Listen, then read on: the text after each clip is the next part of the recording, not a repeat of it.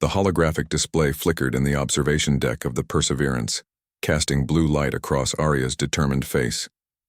She stood with her arms crossed, watching the distant glow of the Galactic Council's megastructure shrink behind them. Beside her, Alfred tapped furiously at his datapad, his jaw set in concentration. "They actually did it," Arya murmured, her voice barely above a whisper. 200 species, and they voted us out. Alfred didn't look up from his calculations. "They called us dangerously unpredictable, said our expansion was too aggressive, our technology too reckless." He finally met her gaze, a slight smirk playing at his lips. "They're not entirely wrong." The vote had been unanimous. After only 3 decades of membership in the Galactic Council, humanity had been formally exiled from galactic civilization. The charges were numerous: unauthorized terraforming, violation of protected space lanes, refusal to limit AI development, and the cardinal sin of expanding too quickly into territories the elder species had deemed unsafe. But humanity hadn't waited for the verdict to plan their next move. "Status report," Arya commanded, turning to the bridge crew scattered throughout the observation deck. "All 12 colony fleets have confirmed separation from Council space," reported Commander Chen from her station. "The exodus is complete. 43,000 vessels ranging from generation ships to military cruisers." "The research stations?" Alfred asked. "Packed up and mobile. We didn't leave them a single prototype." Chen's smile was predatory. "They wanted us gone. We made sure to take everything with us." Arya walked to the star map, her fingers dancing through the holographic projection.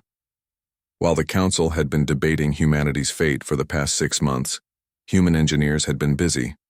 The map showed not retreat, but conquest, or rather, expansion on a scale that would have horrified the Council even more than what they'd already witnessed.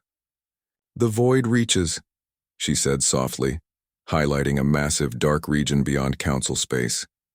"Unexplored, unclaimed, supposedly too dangerous for civilized species." Alfred joined her at the map. 7 potential garden worlds identified by our scout probes. Hundreds more candidates, and absolutely 0 Council jurisdiction. The other species of the galaxy had achieved spaceflight millions of years before humanity. They had established rules, protocols, and boundaries. They expanded slowly, carefully, always seeking consensus. They viewed the galaxy as a finite resource to be managed with the utmost caution. Humanity had achieved spaceflight barely 2 centuries ago, and had treated the cosmos like it was theirs for the taking. "They think exile is a punishment," Arya said, zooming the map out further. "They think cutting us off from their technology and trade routes will cripple us." "They don't understand us at all," Alfred agreed. "Every time humanity has been pushed out, isolated, or told something is impossible, we've done the same thing. We've thrived," Arya finished. A communication alert chimed. The face of Admiral Okoye appeared on screen, broadcasting from the flagship Indomitable at the head of the military fleet. "Directors," the Admiral said with barely contained excitement, "you need to see this. The Kresh Empire just sent an encrypted message." The Kresh were one of the Council's oldest members, a species that had achieved spaceflight when Earth was still in its Jurassic period. They rarely communicated with humans, viewing them as impetuous children. The message decoded across Arya's screen. She read it once, then again, then looked at Alfred in disbelief.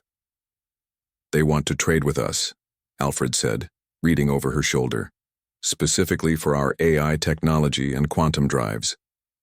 The message was carefully worded, but its meaning was clear. The Kresh were tired of the Council's stagnation. They'd watched humanity go from primitive rockets to faster-than-light travel in less than a century. They'd seen human AI development eclipse what the Council had achieved in millennia. And now, with humanity exiled and no longer bound by Council regulations, the Kresh wanted in. "How many others do you think feel the same way?" Arya wondered aloud. "Enough," Alfred replied. "The Council isn't unanimous in their conviction, just in their vote. There's a difference." Over the next 3 hours, 12 more species sent similar encrypted messages. Some wanted technology. Others wanted to establish independent colonies alongside humanity in the void reaches. A few younger species bluntly asked if they could defect entirely. The council had voted to exile humanity. What they'd actually done was free humanity from their bureaucracy. Prepare a response to all inquiries, Arya ordered. Standard terms, free trade, mutual defense pacts, and absolutely no restrictions on research and development. If they want to join us in the dark, they're welcome. Alfred pulled up the timeline for their expansion into the void reaches. First colony establishment in 8 months. Full resource extraction operations in 3 years. At our current rate, we'll have a stronger industrial base than half the council within a decade. And they can't do anything about it, Arya noted. Council law doesn't apply beyond their borders. That was their own rule. The Perseverance shuddered slightly as it engaged its quantum drive, preparing for the long jump into unexplored space. Around them, thousands of other human vessels did the same, a fleet not of refugees, but of pioneers. You know they'll panic when they realize what they've done, Alfred said. Arya smiled, the expression sharp and unyielding. Let them. They voted to get rid of us because we wouldn't slow down, wouldn't play by their rules, wouldn't pretend the galaxy is too dangerous to explore. She turned back to the viewport, watching the stars begin to streak. They tried to exile us to nowhere. We're going to turn nowhere into everything. The Perseverance leaped forward into darkness, leading humanity not into exile, but into empire. Behind them, the Galactic Council's beacon light grew smaller and smaller, until it was just another star in an infinite sea, and humanity, as always, didn't look back.